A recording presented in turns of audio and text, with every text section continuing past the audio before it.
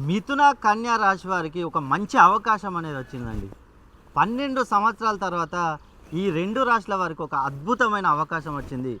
ఈ అవకాశాన్ని ఈ 2 రాశులకు చెందిన వారు ఉపయోగించుకోండి.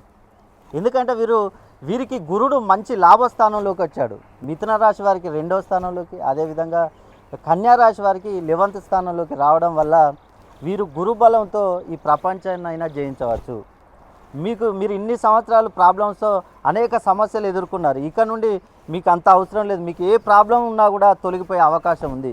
ముఖ్యంగా అప్పుల బాధల నుండి బయటపడే అవకాశం, అదేవిధంగా ఏ వ్యాపారం చేసినా కూడా వ్యాపారంలో అభివృద్ధి అనేది ఉంటుంది.